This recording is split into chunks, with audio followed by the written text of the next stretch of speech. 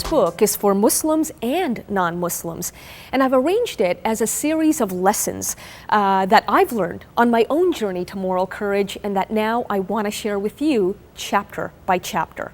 Now, moral courage is the willingness to speak truth to power within your community for the sake of a greater good.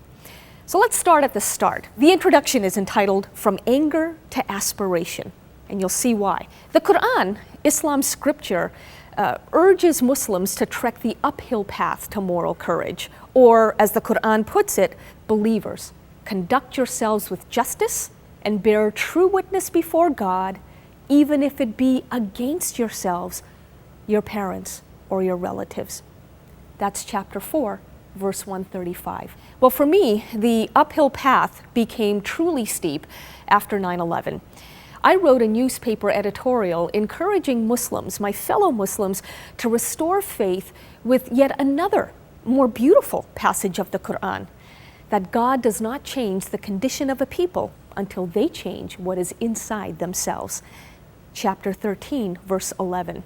And I like to think of it as a 1311 solution to the 9/11 abomination. Well, Muslims took notice of that editorial, and the flood of response, both positive and negative, convinced me to write a book called The Trouble with Islam Today. It's an open letter to Muslims with a no-nonsense bottom line, that we Muslims are the trouble with Islam today.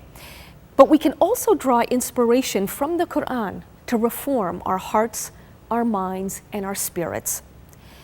And so began a book tour that became a 10-year global conversation. Hate mail poured in, death threats did too.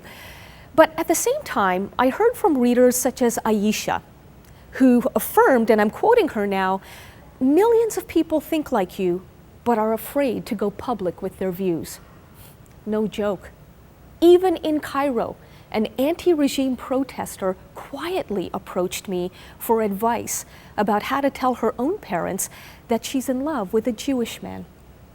I'll explain how I dealt with that in a moment. But as I witnessed this universal thirst for reform, I grew from anger to aspiration. And that sets us up for the big idea that I believe we Muslims have a golden opportunity to rejuvenate in the 21st century.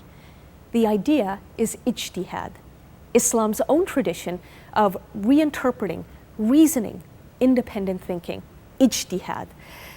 But to renew ijtihad will require moral courage.